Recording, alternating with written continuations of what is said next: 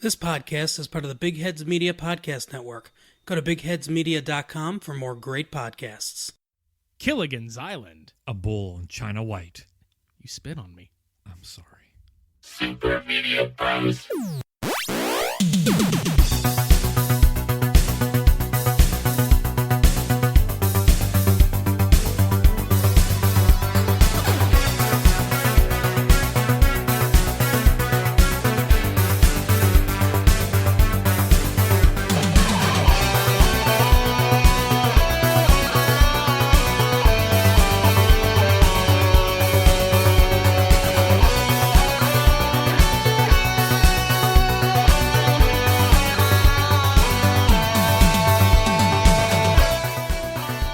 Get it all off? Yep. Trusty towel. Sanitize. Yes. Sanitize. Sanitization. Sanitization. Clean me be. What's up, everybody? How are you? I'm good. That's good. Oh, wait. You were talking to the people. Yeah, preferably, but, it's nice to know Oh. that you're good too. Oh. Okay. Welcome to episode 118 of the Super Media Bros podcast. Perk up, you fucker. I'm Midnight Agent Raw. Fuck off. Hang on a second. Let me take a sip of this energy drink. Let him regain his composure, because this is not, at all. Welcome to the Super Media Hey. Bros podcast. I'm Midnight Agent Raw. And I'm Okame. Episode 118, Cult Cinema Showdown 46. All I can say is ninjas. Raw Force versus Force 5. We're forcing these onto you. Forcibly. Yeah. It's fucking raw. Force. Yes. And there's 5 of them. Both of these films have to do with, oddly, going to a fucking island with ninjas and dumb shit. Which one do you want to do first? Force, 5. Force... Don't get it mixed up with Force 5, the anime, and Force of 5, this other movie that looked way better. And also the way you said that, don't force your colon. No. Just let it come naturally. Colon blow. China White all up in your colon. Force 5. A martial arts expert leads a team of other martial artists to rescue a senator's daughter from an island ruled by the evil leader of a religious cult. AKA, a martial arts expert leading a team of people to the United States of America to rescue somebody from Joel Osteen. Let's jump into this bitch. It's like Asian Joel Osteen, let's put it that way. Yeah. His name's Reverend Rhee. Rhee, R-H-E-E. Reverie, which Reverie. is, yeah, think about that. Reverie. Yeah. So we open on a sermon with snipers and a fucking ninja. And everybody's like, love, love, love, love. Okay. It's a mosh pit of love. Well, there's an assassin that tries to snipe this motherfucker, and this ninja that looks like discount Dollar Tree washed up Hulk Hogan in a very, very tiny ninja outfit. Like, it's not tiny, but he's squeezed into it. Yeah. Beats this fucker up, and they bring him to the back and interrogate him. And we didn't realize until way later that that's actually Mel Novak. But yeah, they bring him to this basically like a waterboarding looking setup because it's like a table. And you see Reverend, poking these needles into like his shoulder and his neck. And the way that he interrogates him is he actually pushes the needle just slightly in enough to where it causes like excruciating pain. But the problem here is it doesn't seem very convincing because he's just like, ah! Like he seems relaxed in pain almost at this point. Yeah, that's how he sounds too. He's like, "You're going to give us the name. Ah! You're going to give it to us again. Ah! Sounds like a song. I'm going to give it to you. Ah! You gonna give it to me? Ah, Yeah, we're going to make a fucking song right now. and I'm gonna give it to you. Gonna give it to me.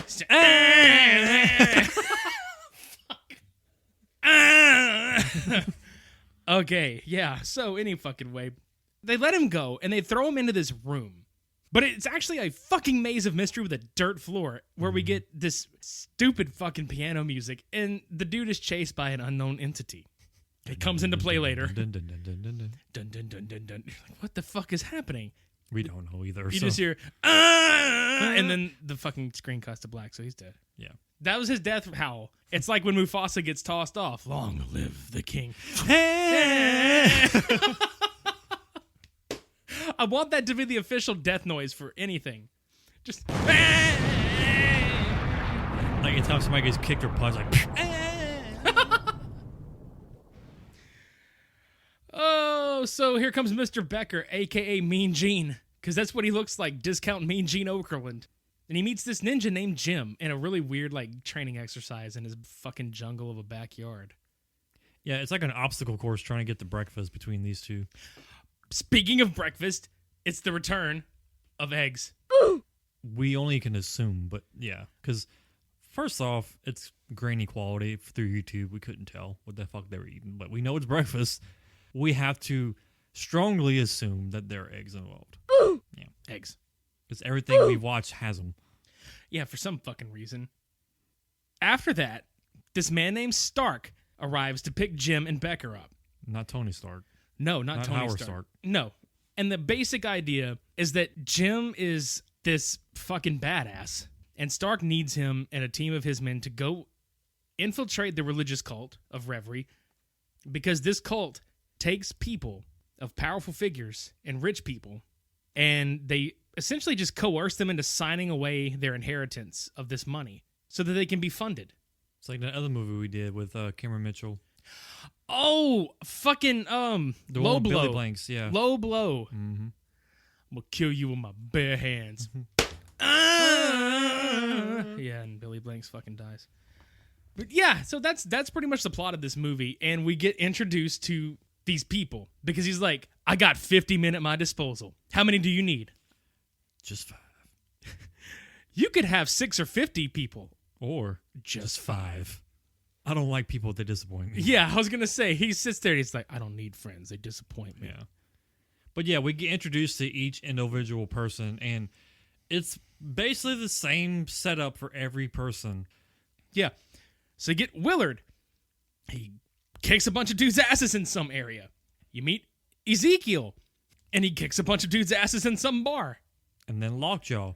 A big motherfucker on a dirt bike. And he kicks a bunch of dudes' asses somewhere. And then we meet Lori. Who kicks Jim's ass? You know, this part of the movie, it seemed like 50 Shades of Fighters, because it was just this overly just romantic ass kicking. 50 scenes of fighters? Yeah. Because like she was in a light gown, like a silk nightgown. Here comes Jim, just blindfolded. In a fucking tuxedo. What if he was Tuxedo Mask from Sailor Moon? And she was Serena. Yeah! Mm-hmm. We see what you're doing there. This is his way of getting her to come back to the Force, was to seduce her / kick her ass Right, dude? Like, in front of her toucan. oh, that toucan was amazing. Ah! He just wanted some Fruit Loops. Yeah. He wanted her Fruit Loops. Follow his nose. Follow my nose. There's a hoe. Follow my hose. Follow my hose. Wherever they go. Exactly. So then it cuts from that to Stark in his little RV, which he's explained earlier. He once was caught by the Reverend, and he had his fucking feet chopped off at the shin. So he's got fake legs from the knee down. There's a reason I'm emphasizing this, okay? Hulk Hogan Ninja Dude shows up with another guy, and they drag him out, throw him out of the RV, throw his wheelchair on him, and then they throw his dude that was driving him around through the windshield of the RV. Mm-hmm. And then he's standing over him, trying to find out who the fuck he hired. And he just fucking punches the shit out of him. And this line is so fucked up. The way he said it, though, was just so fucking funny. He just stands over him. Just the name, you fucking cripple. Yeah.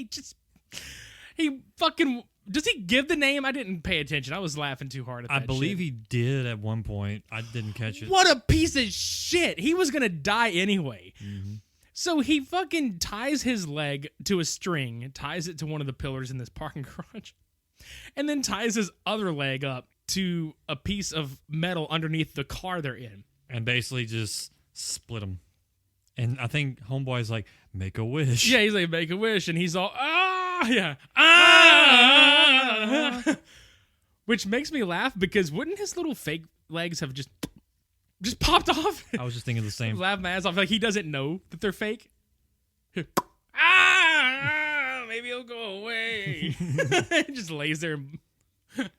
Like he believed they were so real that it just became attached to him. He's just like, ah, the pain. And they're looking at him like, really, dude? No shit. Yeah, got him, boss. Ah, I got proof. I got his legs. Those are fake, you fucking idiot. I don't know. That scene. You haven't got a really leg to stand on. Yeah, not two of them anyway. Just rolling around and shit. And after that happens, Jim gets informed just fucking casually. Stark's dead. Oh, okay. Click.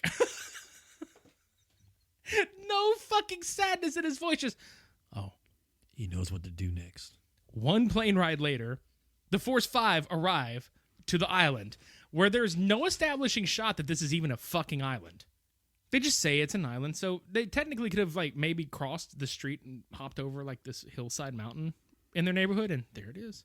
So they're basically like filming in like Los Angeles or something. And they probably like go over a hill somewhere. It's like, yep, we're gonna shoot the island there. After we just filmed this scene right here. Shit.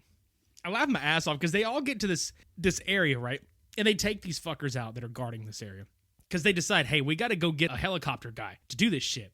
So they take these people out, and then they go into this base, and they drive up, and the dude at the top just yells down, Buenos dias!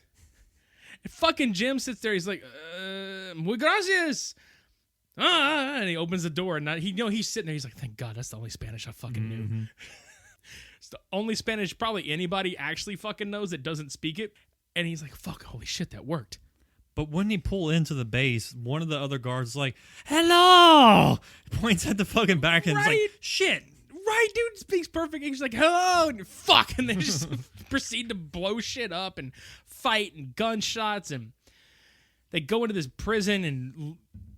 Dude, the fucking scene where they're climbing the fucking jail cells and kicking people and smashing them into the fucking doors. Which one was doing that? I don't remember. They all look the same after a while because they're all dressed in, and I don't mean it like that. They're all dressed in the same fucking attire. They all have these khaki long sleeve shirts and booty shorts on with some. They look like UPS workers, dude. They all fucking look like UPS workers. UPS from Colombia.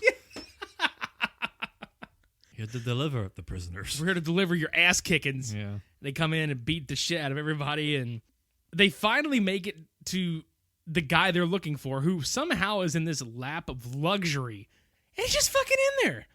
And he's fucking in there, too. He's fucking the commander's daughter, okay? Yep. And apparently the commander has no idea this is happening because they're like, oh, well, we're going to... He goes over to her and he's like, honey, can you help me? Like, these are my friends. I need you to pose as a hostage so we can get out of here. And she's just, okay. Like, no care in the world whatsoever. She was too happy to be taken like that. She was happy to be taken like that, too, earlier. Yeah, no shit. But yeah, they finagle their way out of the base to, get where they need to go. And then they end up meeting the senator, I think, to... fly to the island itself, like the actual island where Reverend Wee is. Then we find out who his daughter is because the senator's like, oh, my daughter's in there. Are you going to help? He's like, yeah, we're going to fucking help. Mm-hmm. Cut over to where it's none other than Amanda Wyss. Most notably in A Nightmare on Elm Street, she played Tina. She's there and the only one of those people that really matters. They all have a bull logo on their little cult cloaks. Because this cult is bullshit. It is bullshit. It's Dwayne The Rock Johnson's newest design from Under Armour. And that's what they're wearing. It's Brahmer. It's Brahmer. It's Brahmer bullshit. Yeah. They get there and they are all posing as they're all posing as ambassadors that have come there with the senator or whatever. Mm-hmm. The fucking helicopter dude looks like instant noodle cup ramen. The Maruchan, yeah. Yeah, it looks like Maruchan ramen. The white with the beige and the dark, like, red-looking stripe. Yeah. Yep. It's like, holy shit, it's flying beef. The Maruchopter. The Maruchopter. Yeah, there we go. The fucking Maruchopter. Get to the Maruchopter. 50 cents a flight. Shit. But anyway, Jim is like, hey, you got to make it look good. So the helicopter, which is Lockjaw and a couple of the other guys they flew there with, they fake a forced landing, do it on electric fire. Just to stall. Right. And then Reverie has this fucking ceremony, and he looks like fucking Joel Osteen, like doing this fucking shit.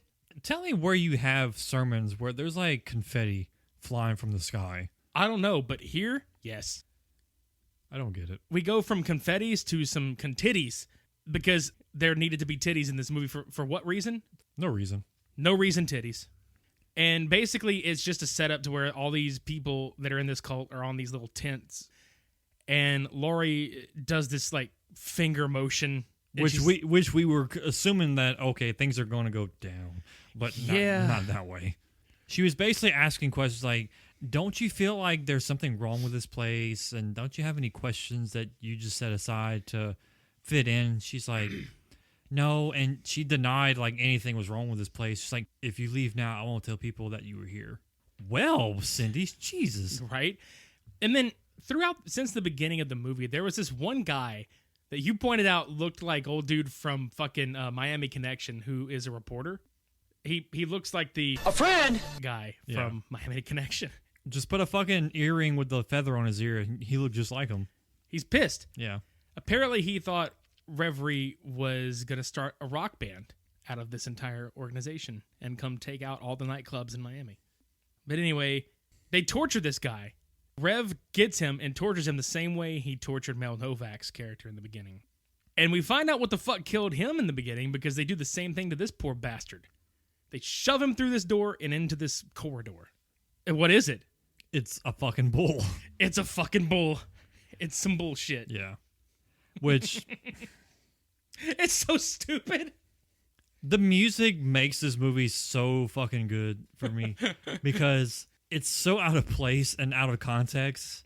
But when you actually sit there and watch it, it's like, God damn, it's just perfect. Because whenever it shows Homeboy's running, sequences, it's like just like this real epic, kind of like dreadful music, and then the bull comes in and he's like stepping dun dun dun dun dun dun dun, dun. Like it's actually toe stepping to the piano music. Yeah, and the bull actually at the same time looks confused as to where it's at. Yeah, it's like he's getting pissed because he doesn't know where to fucking go. Yeah. So he just fucking gores Home Dude. Oh, he fucks him up hardcore, dude. He's like, move! Beats the shit out of him. That fucking scene you had to stop me and point out to me with the next one with Reverie. Oh, yeah. So, hold on. Let's bring some context into this real fast. So, Jim infiltrated the warehouse behind the palace where no one's supposed to go. Found out there's some China White and some loaded guns and everything in this area. Well, he ended up kicking these guys' ass, all the guards that were in the area. Well, Reverend Ree found out 4 of these guys didn't do their job and got to the scene where he's sitting in a chair with a lot of his disciples like in his V shape, and you see Hulk Hogan, brother, yeah, and another little disciple on the side of him, and he's like, you 4 have to prove that you're worthy of staying here after your failure of last night. And while he's doing that, he's taking his shoes off and getting new shoes to put on his feet. I'm like, oh, fuck, he's going Mr. Rogers on their ass. He fucking straight up looked like him so bad. I'm going to be your savior. Won't you beat your neighbor? Yeah. But yeah, he puts on these slippers with like spurs on the back of them. Oh, yeah, he's about to fuck your shit up. Fucking murders these dudes. Homeboy, like, grabs by the neck, one of them, and just cracks his neck. Pretty much.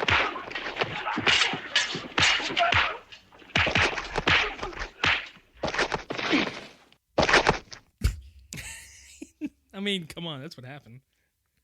But yeah, so I'm trying to remember what sequence of events happened at this point, because Jim, Laurie, and Ezekiel check their room for a wiretap. And they find out what happened, blah, blah, blah. But then, what was the girl's name? Cindy.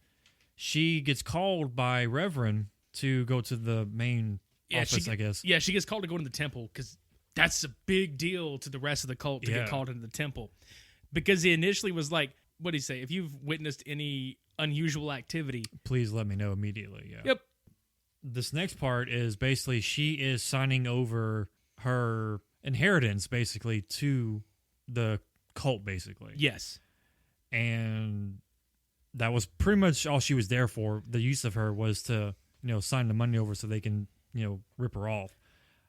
And then she goes into the door and tries to find a way out.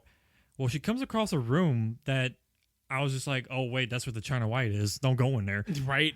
And there was like 3 or 4 body bags set on these gurneys. and she comes across A friend? It's like, and she just like she lost her shit. That was the proof that she lost her friend. yeah, my friend. Yeah. Changed her fucking tune about everything. Yeah, because like immediately after, she's like, I gotta find fucking Jim and Lori. And so she goes in, and they're like, do you want to go home, sweetie? And she's like, mm-hmm. It's like fucking parents talking to like their kid, trying to like, you ready to go home? Mm-hmm. Also, two things we didn't point out of this part. One, whoever ripped this video on YouTube had a difficult time with the fucking quality, because the fucking play button, like, you know when you push a VHS and you hit play and it has the little icon on the top? Which is what happens whenever you track, when there's auto tracking. It was tracking the film itself, like trying to like readjust itself like 5 or 6 times in this video. So it was like, yeah, it was fucking great, dude. several fucking times. At the point where Jim goes to meet Lori and the senator, the whole entire grading of the film just turned like sepia. Yeah, for like 5 seconds flat, dude. Like, it's like, okay, this is like extra footage that we didn't use in the film, so just stick it in there. Yeah. But what cracked me the fuck up, they're fucking leaving. It's Jim, Lori, and Cindy, and they're leaving. And one of the cult members comes up, and they're like, I can testify. Do you need to find somebody?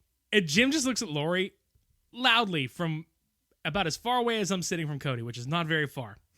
Talking to the same volume. We must have blown our cover somewhere. Why would you fucking admit this out loud in front of people that just have no idea what's happening? Well, I mean, if you look at this home dude, like, he's a fucking idiot, just sitting there like, oh, testify. Oh, they're all Praise. idiots, dude. Yeah. So there's a fight at the fucking helicopter.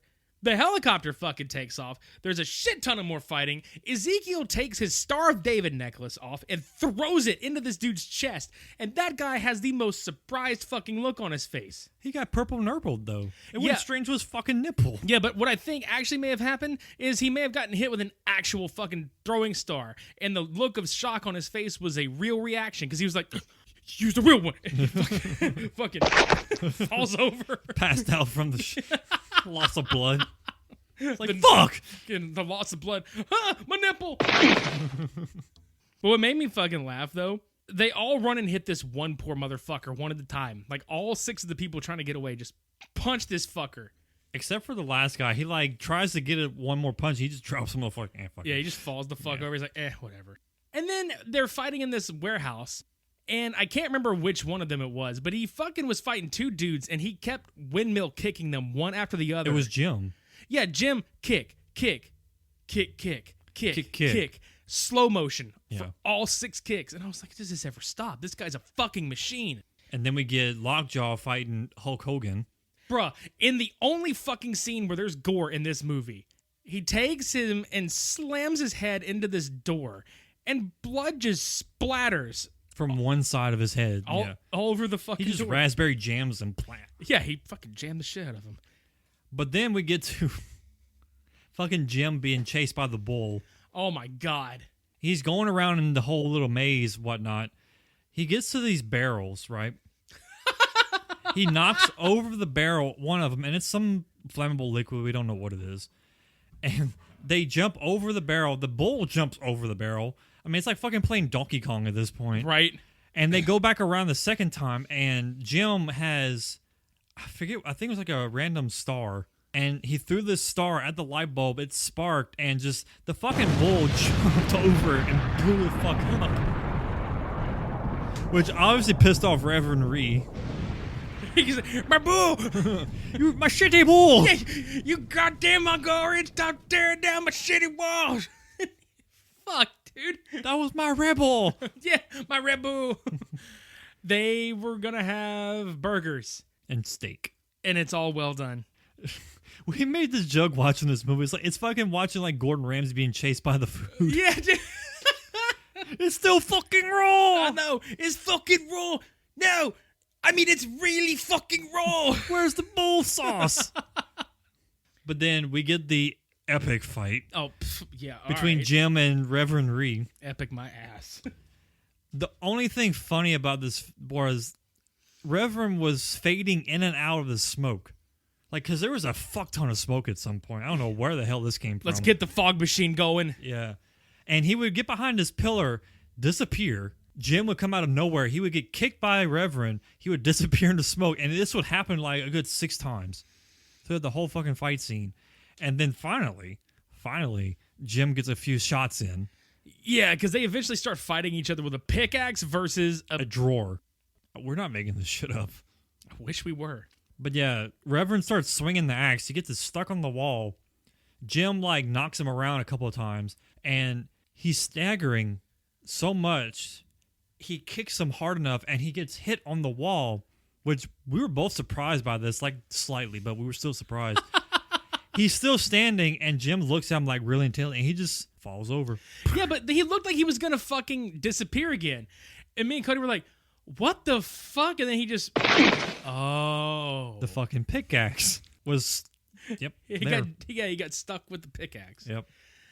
And that's the end of the movie because they're all in the helicopter about to fly away, yet the senator is trying to sit there and tell the rest of the cult members, y'all should go home. It's like, bitch, fucking how? The only dude that could have possibly, like, said anything is dead unless he flies away and he tells everybody and they come back and get everybody. But just, stupid. It's Force 5.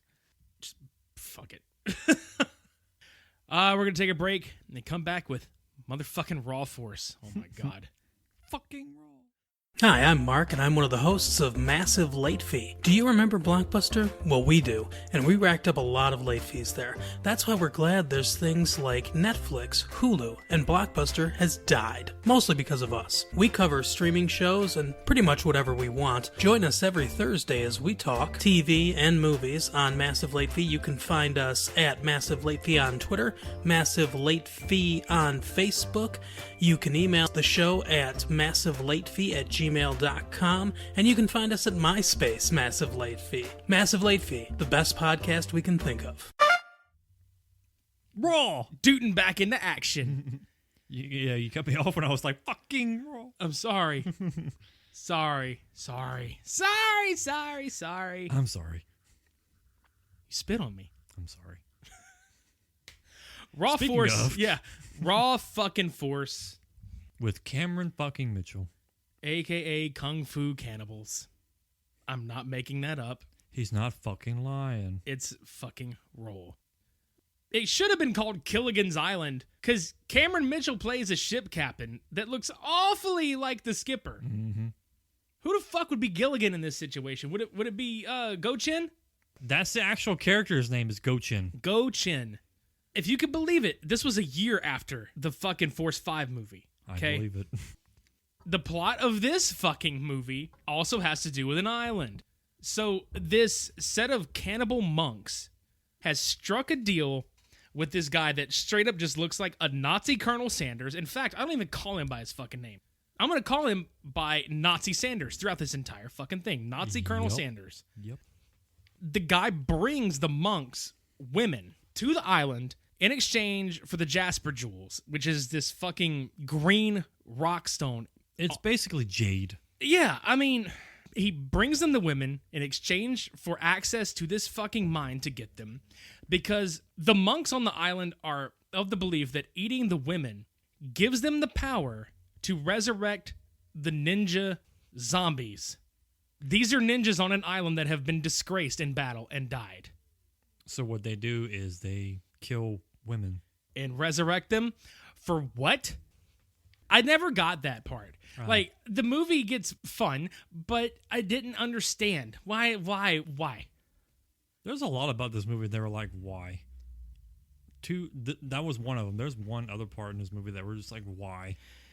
So we're going to do our best to get through probably the first half of this movie as quickly as possible because it's a lot of filler. It's a lot of character setup, in quotes, but it's a lot of filler. So we get introduced to these three guys, Mike, John, and Schwartz. You really can't tell the difference between the three because there's no personality. They basically all wear the same clothes and have the same style and act the same. They look like a walking Dockers commercial, honestly. Pretty much. So this group of people charts a boat to visit Warriors Island. That's the name of the island, by the way. Warriors Island. And they read about it in a brochure because, first off, I want to know, the movie later explains that the island is off the map. Where the fuck are they getting the brochure for this island? It was so ridiculous. But anyway, we get introduced to the captain, Captain Dodds, who was played by Cameron Mitchell. Right. In probably one of the most fun roles I've ever seen this man in. And then Go-Chin, who is this typical Asian Stereotype. that is a karate master. Surprisingly, a lot of people are karate masters in this movie. Everybody in this movie knows how to fight with some type of martial arts skill. Yep. So much, in fact, that there's a martial arts exhibition on the boat deck. It's like blood sport on this Right? fucking cruise. Fucking hell. Blood ship. Yeah. So Dodds and Hazel, who own the boat and the company, are constantly comedically arguing.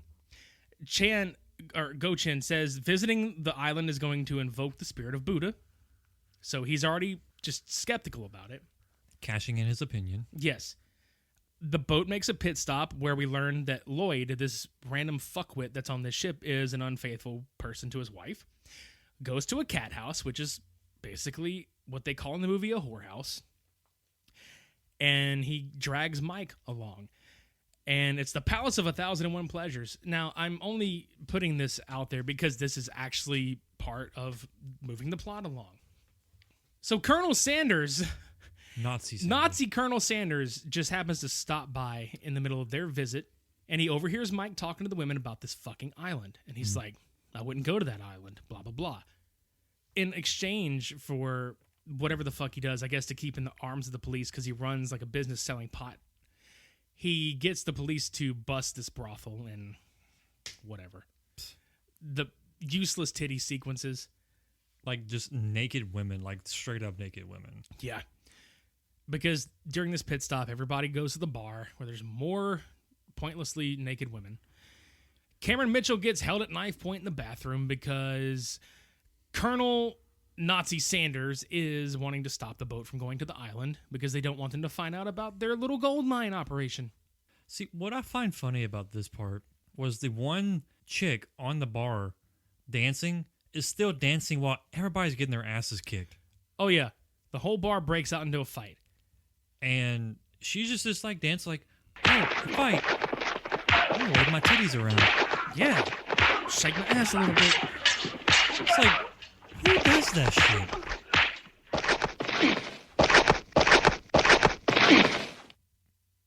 Are y'all done fucking falling down? Okay, thanks. Okay, now you are. All right, cool. They get out of there, back on the boat, and Nazi Sanders is just pissed off. He's like, you were supposed to stop this boat. Why didn't you stop the boat? So one giant fuck party, fuck cake, alcohol, and titty party later, they invade the ship and kill damn near everybody on board. Some comedic moments from that fight. Go-Chin just beating the fuck out of everybody because he's a badass. Cameron Mitchell trying to put the fire out on the boat because they go to turn the fucking hose on and there's no pressure. It's just... And you knew he was fucking sitting there like, come on, turn the fucking pressure on. This is more disappointing than my dick. Let's not forget the explosion that happens where it's just a random... But it wasn't an actual explosion. It was like a CG'd in over the fucking like film itself, like fireball popped up. Yeah. Like clearly put in second. Can we talk about the fact that Nazi Colonel Sanders' crew looked like Devo fucked the village people? Because it's these, decent guys with really, really short, like, shirts or, like, armor on their half-naked bodies. Rocking the fuck out of it. Yeah. Face paint, and, one guy had a hard hat. Another guy had a fucking, like, Nazi helmet on. The other dude had some fucking, like, red and black or some yellow and black, like, striped spandex. Looking like a fucking pro wrestler with like construction gear on or something. I don't fucking know. But it was hilarious as shit because they're just like, yeah, I want to kick your ass. And they just fucking get like punched in the goddamn face. real fucking hard. And then hitting the fucking ground. They're like, young men, there's no need to feel down. I said, young men. Oh, I forgot, dude. I forgot about this fucking scene. The dude in the fucking cabin of the boat that runs in and beats the shit out of that one guy with a fucking empty plastic gas can. Yep. That was the funniest goddamn shit ever. He just jumps in and starts like shaking. Like, what are you doing? And then the dude was trying to call on the radio And he gets hit with an axe right in his back, okay? And the way it fucking happened, he's just, Mayday, Mayday, ouch. And I swear to God, he gets hit with the axe, ouch. And It looks like they murdered a pillow. They did, dude. He was wearing a white shirt. And so, they fucking put a thing of fake blood in a pillow. And they were just like, here, hit it with an axe. Ouch. Just bleeds everywhere. I think you can see a feather, too. Like, when he hits it, I think you can see a feather come out of it. Poof, ouch. My stuffings. Oh, fuck. I'm sorry. That was funny as shit, though. Anyway, they float to this fucking island. And Ironically. yeah. This is kind of where the movie ramps up, so we'll make it a little more short and sweet. They get to the island, and there's some arguing because Lloyd is drunk, and he tries to steal Mike's gun and assume commander role or whatever, and then Go-Chin just, like, slaps the fuck out of him. Okay, I guess we're camping here. Like, he just bitches out. But let's get to the scene that matters, because it's all of a sudden fucking nighttime. Yep. They go the next day to this fucking graveyard. Just random graveyard. And then Nazi Colonel Sanders just fucking pops his ass up from Bazooka behind. Joe's, yeah. Just fucking, oh, more explosions. Blowing shit up. And his whole little gang of the Devo people, well, the Island Village people, I should say, just stroll in and just start unloading gunshots at all of them. Let's not forget Homeboy with the fucking katana just waving around like, yeah! Oh my God. Yeah, he's like the only one that has that type of weapon. And of course it's Go-Chin that fights him. Yeah. They're all beating the shit out of each other. Cameron Mitchell fucking I laugh my ass off. He's sitting there and he's just like, I saw this in a movie once. And he's boom, boom, boom. He just starts fucking shooting. And you're like, what the fuck, dude? It reminds me of every dumb fuck that goes out and gets a gun because they saw it in a movie and they're like, I can do that. I saw this in a movie once. Bow, bow, bow, bow. Well, what do I do now? Well, that was fun. Yeah. That's pretty much what happens with Cameron. The scene where the dude gets stabbed with the flagpole. It was at that point you were just like, Well, he was being choked by one of the guys.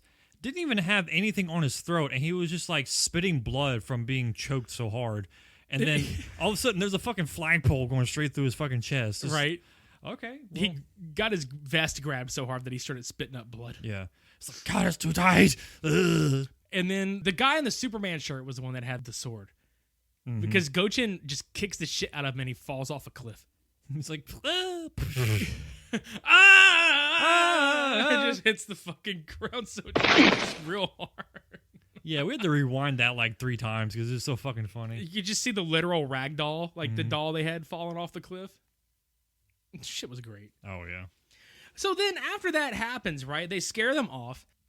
And then the fucking monks just show up like, hello. By the way, these monks are really giddy and like excitable. They're very happy. Yeah. I think they end up kidnapping one of the main girls. Like, it was Cookie's friend, or I forget her name. It's like Ailsa or Alyssa, something. I don't know. Eileen, yeah, whatever. Yeah. So the monks treat the crew to a feast of fruit. Because at first they're just kind of like, you're trespassing on our island. But We'll help you escape if you earn the right to do so by battling. They don't know what they're battling just yet. So they're at this feast with a bunch of fruit. And the funniest goddamn line is that Captain Dodds is talking to Hazel, which is Cameron Mitchell, and he's just eating this big-ass pineapple. And she's like, yeah, I used to do the guided tours at Universal. And he's like, oh, you did? Oh, I'll be damned. you spit on me. Oh, I'm sorry. Like, It's like that fucking literally happened during that take, and they just left it in there. because it was too funny to not take out. Yeah, she totally broke character because she was being loud about it. She was like, I totally was the guided tour at Universal. You spit on me. I'm sorry. So Eeyore, dude. It was so funny, too. Like, the dialogue, Cameron Mitchell's dialogue was way louder than hers the entire time. It's like, yeah, this is what's going on. Really? That's what's going on? Yeah, that's right. It was so, like, drastic. Right? And I think it's because Cameron Mitchell is probably one of the only, or was one of the only professional actors that it didn't matter how shitty the movie was that he was in. He would show up to do ADR every fucking time. But anyway, Eileen is being prepped by the fucking cannibals, which are the monks. And the zombie ninjas start coming out, and everybody's like, oh, fuck. And there's another fight at the dinner table, and all the fucking fruit just goes on the fucking floor. I cried, man. The fruit fell over on the table in slow motion. And I was never more sad in my entire life than the first time I saw that happen. And it still gets me every time. It's like when you get a power up on Fruit Ninja and it slows everything down, you can chop it up. Yeah. It's like... Except all the fruit just fell onto the nasty... all the points. Yeah, to just the nasty-ass dirt floor. Mm-hmm. Cameron Mitchell has burned this bridge. Like, they escape from that area, go across this bridge. The zombies get on the bridge, and he burns it, and they fall to their deaths. And there's, like, a few of them left, and they're just looking at him like, you fucking dick. So the next morning, they're walking away. Hey, isn't that the plane we saw earlier? Yeah, I think I can hotwire it. Oh, no. Nazi Colonel Sanders. And he's like, you will never get away. And they're like, fuck you, dude. And then here comes the fucking ninja zombies attacking everybody. I love the one scene that I had to show you too, because I'd watched this 3 times and never noticed this before. So they had several fights, like individual fights between one of the main group people and the zombie. And one of them happened to have a katana, and he grabbed it from the zombie and like went to slice the zombie's head so fucking hard that in the left side of the screen you can see the fucking katana like wobbly, like S-curved, and then he went to hold it up and it was literally bent. Yeah, like the fake sword was just fucked up. I was like, man, dude, that's some fucking hardy ass zombies there. Right, dude? And just Michonne would be kind of disappointed in Walking Dead. Like, no, I ain't gonna work with that. This is a bullshit ass katana. What the fuck? Japanese sword. Samurai Cop was sad. Yeah, he is. So in the midst of all this shit, somehow, when the fucking zombies come around, so do the fucking monks. And the monks are like happy clapping and frolicking. We should also point out that every time the zombie ninjas show up, it's slow motion. It's like a George Romero film. Like when they pop up. But it's not like slow motion like thinking about. It's a very choppy frame rate. So like some of the frames are missing in the shots and they're just like fucking walking and shit. Mm-hmm. And they have a huge fight.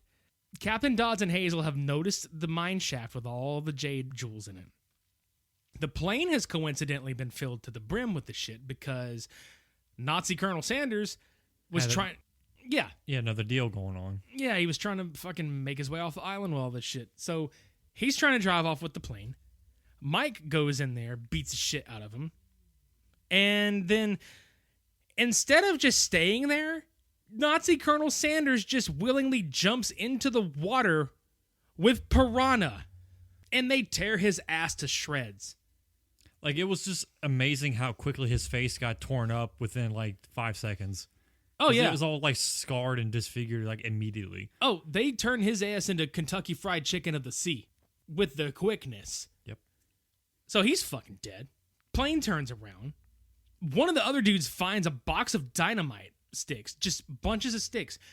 And he's like, hang on, distract him. I've got an idea. So he just starts throwing them at random places, not even tied. And I'm saying this because it does come into play. Not even tied together. Explain it. Throws the shit randomly everywhere, right? Everybody gets to the plane, and they're about to take off. One of them lights a book of matches, lights one stick. One. This is a long fucking boat dock. And then... Oh, there goes the one. Oh, shit. There goes... Wait, that was like 100 fucking yards away from that one. Oh, fucking shit. There goes the whole island. Fucking how? Movie magic. That's all you can really assume. No reason. No reason. Literally no reason at all. Like, you can sit there and argue, it's like, well, maybe the fire from the first explosion caught the dynamite from the... no. No, because it didn't even reach the fucking other ones when they blew up. Yeah, there was too much of a gap in between each one for it to actually chain fire off, you know? But that's raw force because they get away, and then the whole fucking time they're trying to fly the plane away, Cameron Mitchell's screaming, "Get it up, get it up." While Hazel is giving us the biggest O-face ever. Just complete wrong direction with that one. But yeah, he's like, get it up, it's up. Yeah, it's warm and ready. Yeah. I'm sorry, it's not the end, it's to be continued. Right, to amplify that, there could be a sequel, which there never was. No. Why would there be a sequel to Raw Force? Like, what the fuck would you even call it? Cooked Force. Yeah, there you go. Raw Force, it's fucking Raw Force. Yeah.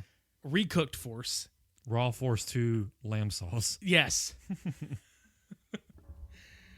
That's how I would write it. Mm-hmm. Where's the lamb sauce in the sequel? Yes. I think Raw Force wins it this week, dude, honestly. Yeah, we already unanimously decided this was the far better film. Because Force 5 is actually a very competent movie because there's a plot and shit happens, but it was kind of bland. Mm-hmm. I think Raw Force was just wacky. Like, I really can't believe I'm going to say this word, but it's wacky enough. You know what I mean? It was fucking raw. It was fucking raw. Yeah.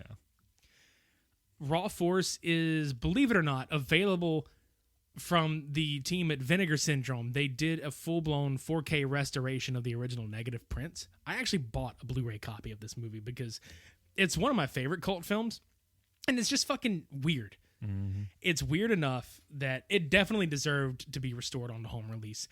Force 5, I could not find.